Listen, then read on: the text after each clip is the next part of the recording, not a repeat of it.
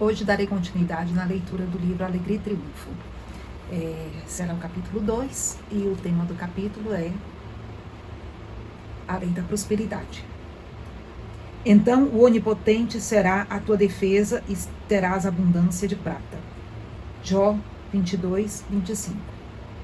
Uma das maiores mensagens que as Escrituras apresentam à humanidade é a de que Deus é o suprimento do homem e que este, pela sua palavra proferida, faz passar da substância para a forma todo o que lhe pertence por direito divino, isso é, como filho e herdeiro de Deus. Todavia, para isso é preciso que tenha uma fé perfeita na sua palavra falada. Expressou Isaías: a minha palavra não me voltará vazia, mas efetuará o que me apraz e prosperarás naquilo para que a enviei. Deveis saber que as vossas palavras e pensamentos são tremendas forças vibratórias, que estão continuamente amoldando o vosso corpo e os vossos negócios. Afirma uma instrutora mentalista. Uma senhora, achando-se muito aflita, procurou-me e disse que, no dia 15 daquele mês, seria obrigada a pagar $3.000. Não sabia como obter o dinheiro e se encontrava em situação desesperadora. Respondi-lhe que Deus era o suprimento dela e que há um suprimento para todo pedido. Proferi, pois, a minha palavra. Agradeci a Deus pelos $3.000 que a senhora receberia no tempo oportuno e de um modo justo. Disse-lhe que devia ter uma fé perfeita e agir de acordo com ela. Chegou o dia 15, porém o dinheiro não apareceu. Chamou-me ela pelo telefone e perguntou-me o que deveria fazer. Respondi-lhe: hoje é sábado e por isso não vos farão a cobrança. Vosso papel está em vos mostrardes rica, manifestando vossa fé perfeita em que recebereis o dinheiro na segunda-feira. Pediu-me que a acompanhasse ao lanche para observar-lhe a coragem. Ao nos encontrarmos no restaurante, disse-lhe: agora não é tempo de economizarmos. Mandai vir um lanche caro. Agi como se tivesse recebido os $3.000. Disse Jesus: tudo o que pedirdes na prece, com fé recebereis. É preciso agirdes como se já tivesse recebido. Na manhã seguinte, telefonou-me e pediu-me para fazer-lhe companhia o dia todo. Respondi-lhe: não, sois divinamente protegida e Deus nunca chega tarde. À tarde, telefonou-me novamente com grande excitação, dizendo: querida amiga, sucedeu-me um milagre. Estava sentada em meu quarto esta manhã, quando soou a companhia. Ordenei à criada: não façais entrar ninguém. Ela, porém, olhou pela janela e disse: é o vosso primo, de barba branca comprida. Disse-lhe então: chamai-o, gostaria de vê-lo. Ele estava para dobrar a esquina quando ouviu a voz da criada e voltou.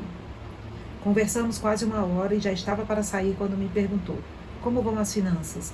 Respondi-lhe que estava passando dificuldades e precisava daquela quantia, ao que respondeu: querida prima, no dia 1º do mês vos darei $1.000.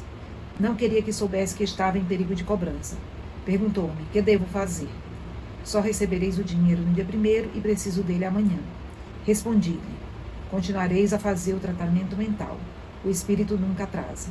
Dei graças a Deus por ela ter recebido o dinheiro no plano invisível e porque se manifestaria no tempo necessário. Na manhã seguinte, o primo a chamou e disse-lhe: passe logo mais pelo meu escritório e lhe darei o dinheiro. À tarde daquele mesmo dia, ela possuía no banco o crédito de $3.000 e encheu os cheques necessários aos pagamentos que devia fazer.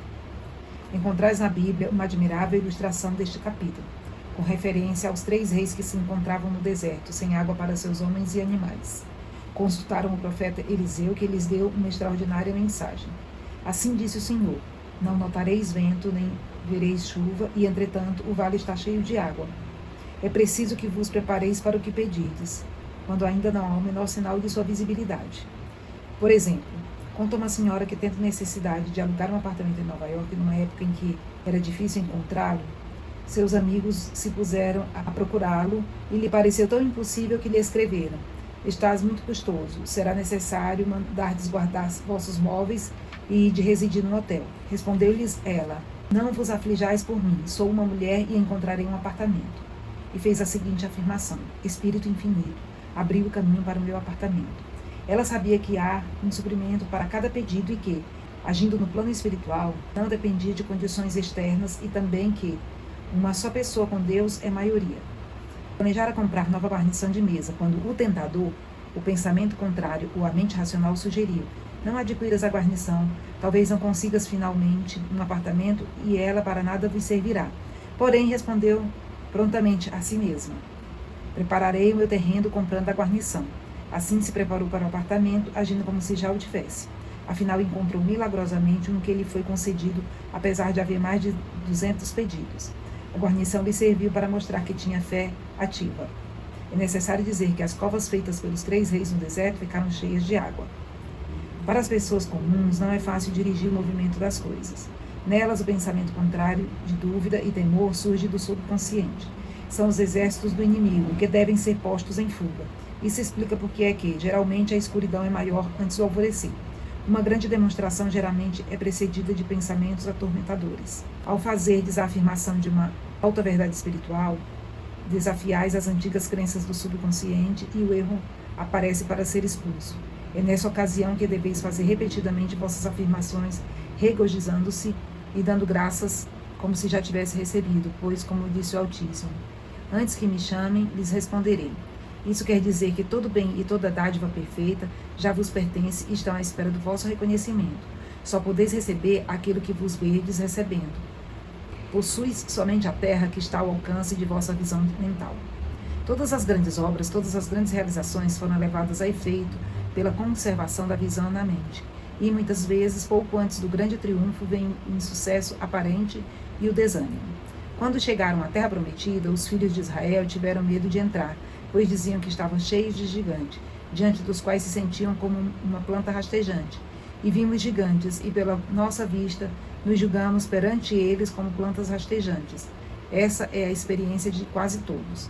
Entretanto, se conhecerdes a lei espiritual, não vos perturbareis pela aparência e vos regozijareis, ainda mesmo quando vos encontrardes no cativeiro. Quero dizer que conservai a visão e agradecereis pela realização dos vossos objetivos, pois tereis recebido. Jesus Cristo nos apresentou um admirável exemplo disso.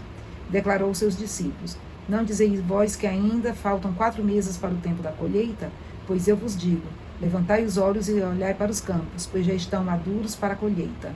A visão clara que tinha penetrara além do mundo material, e ele viu com clareza no mundo da 4ª dimensão e as coisas como realmente são, perfeitas e completas na mente divina.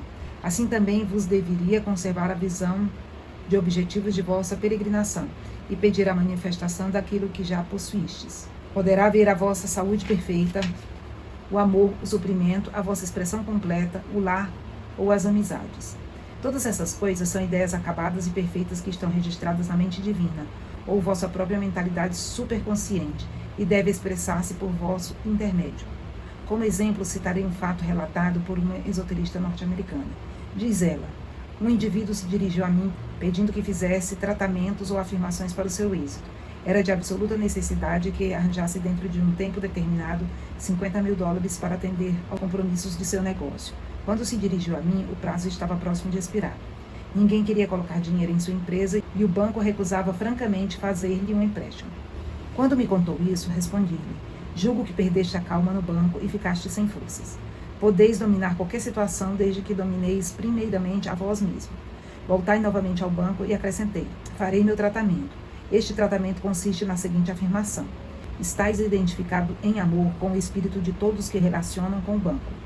Surja dessa situação a ideia divina. Respondeu-me ele: senhora, estais falando de uma coisa impossível. Amanhã é sábado e o banco fecha ao meio-dia. O trem só me permitirá estar aqui às 10 horas. O prazo fim da manhã e eles não querem emprestar. É tarde demais. Repliquei-lhe: Deus não precisa de tempo e nunca atrasa.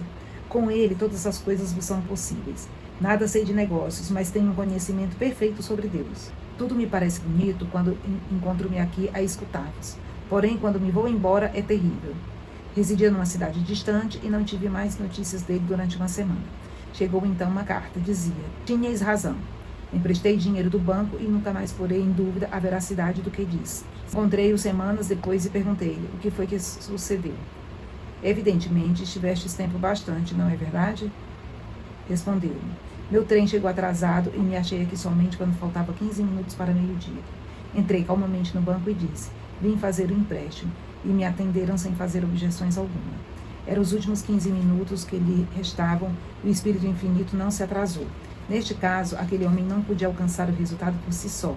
Precisava que alguém o ajudasse a manter a mente firme na visão ideal. É coisa que cada qual pode fazer para os outros. Jesus Cristo sabia disso quando disse: se 2 de vós concordarem na terra a despeito de alguma coisa que vão de pedir, ser-lhe-eis feita por meu Pai que estás nos céus. Um inteligente observador da vida afirmou: ninguém é vencido se alguém o vê triunfante. Tal é o poder da visão espiritual, e muitos grandes homens deveram seu êxito a uma esposa, irmã ou um amigo que confiou neles, e se apegou sem hesitar ao modelo perfeito de sua expressão. A vossa prosperidade depende das ideias que conservais na mente sobre o que é a abundância e o bem-estar perante as leis divinas. É vontade de Deus que prospereis e vivais na abundância de tudo o que é bom e desejável. Entretanto, muitos não prosperam porque julgam que, para ser homem reto e justo, é preciso ser pobre. Essa ideia errônea criou profundas raízes na mentalidade de muitos indivíduos que procuram seguir as leis divinas, e eles fazem uma grande ofensa a Deus, julgando que o Criador das imensas maravilhas do mundo poderia impor a miséria e a parcimônia aos seus filhos.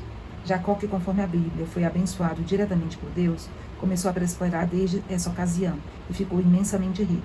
São João, o apóstolo do amor, escreveu nos primeiros cristãos: amados, desejo, acima de tudo, que prospereis e gozeis de saúde, como prospera a vossa alma. Deus preparou inesgotáveis tesouros para vós e vos deu de antemão.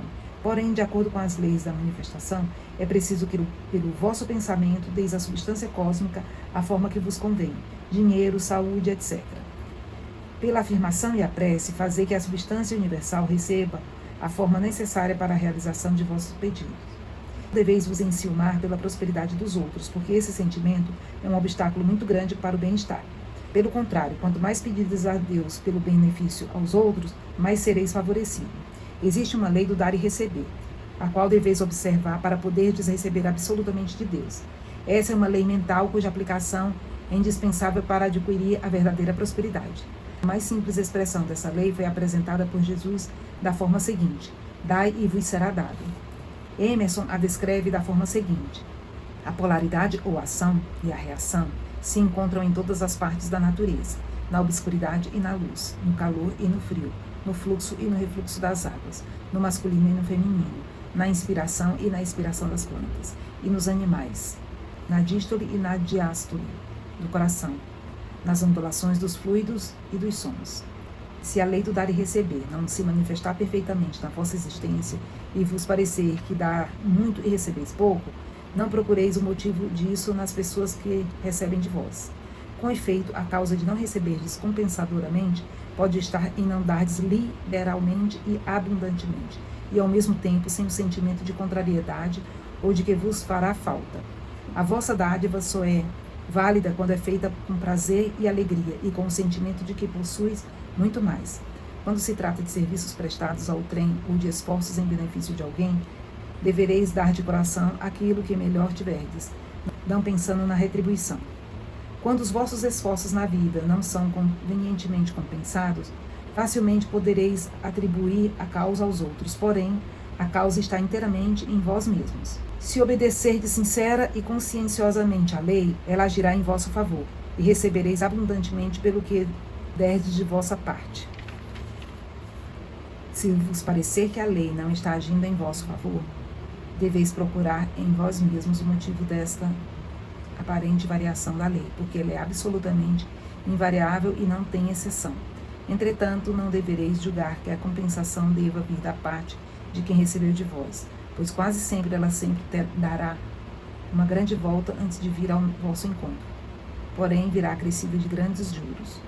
Nunca deveis vos lastimar porque receberdes alguma ingratidão da parte daqueles que beneficiastes, mas sim dar literalmente, confiando sempre na ação da grande lei, e vereis que, no devido tempo, tudo quanto tendes vos virá com grande acréscimo. Se fizerdes uma dádiva com a mesma liberalidade que dais aos outros, devereis esperar do universo. O homem comum faz alguma coisa para os outros e em seguida esperar compensação e fixa a sua atenção de tal forma que nesse ponto que fecha todos os outros caminhos ao seu suprimento, e às vezes até esse mesmo. Queixa-se então de sua má sorte, ou procura meios de obter pela justiça da terra a compensação que lhe é devida. Porém, isso não o satisfaz, e um dia chegará a compreender que o único meio para chegar à prosperidade é aplicando as leis espirituais que regem a manifestação perfeita das coisas. Eu sei que pode ser meio longo, né? Mas eu resolvi ler antes para poder você refletir, você ouvir uma vez, ouvir duas vezes. Amanhã eu farei alguns comentários, são comentários, como eu já disse, de acordo com os meus pontos de vista. Seria muito bacana se você pudesse ver as percepções como são diferentes e ver o que pode acrescentar. Se tiver alguma coisa para fazer de comentário, coloca aí nos comentários, dá o seu like, encaminha, curte, faz parte do canal. E a intenção aqui é que algo possa despertar em você, ou seja, lá em quem for que você conhece, alguma coisa para fazer com que você tenha uma melhor conexão com você mesmo e com Deus, o nosso superconsciente, né? Essa mente maior do que tudo que a gente imagina. Eu quero agradecer a sua atenção, desejar para você e para sua família muita paz, saúde, chuva de bênçãos, chuva de coisas maravilhosas, que Deus abençoe você e sua família. Gratidão infinita, Deus abençoe a todos vocês. Namastê.